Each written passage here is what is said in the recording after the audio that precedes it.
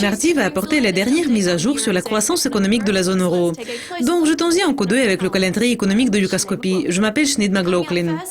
La première publication va paraître à 9h30 et c'est celle de la production industrielle du Royaume-Uni pour octobre. L'indice a glissé en septembre comme une forte baisse dans le secteur minier a inversé la hausse de la production manufacturière. La deuxième estimation du PIB du troisième trimestre de la zone euro qui est bien attendue va suivre à 10h.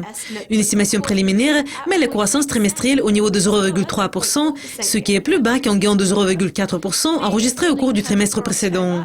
Les permis de construire du Canada pour octobre vont suivre à 13h30 GMT. Le nombre de permis recule depuis 2 mois, poussé plus bas par une forte baisse en Ontario. Une estimation mensuelle du PIB NIESR du Royaume-Uni pour novembre sera disponible à 15h. Une estimation précédente a porté sur 3 mois jusqu'à octobre et a enregistré une croissance un peu plus forte qu'une hausse de 0,5% enregistrée au cours du trimestre précédent.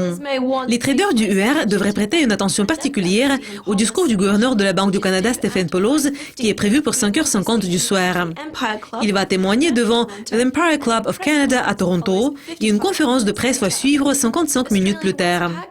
La confiance de consommateurs Westpac de l'Australie pour décembre va suivre à 11h30 du soir.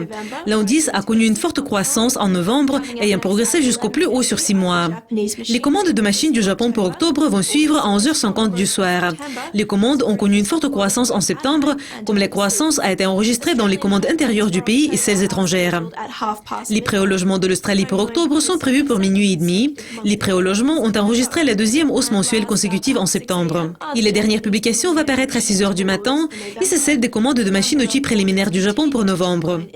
Le nombre de commandes a continué à reculer en octobre et à un rythme plus rapide qu'une baisse de 19,1% enregistrée au cours du mois précédent.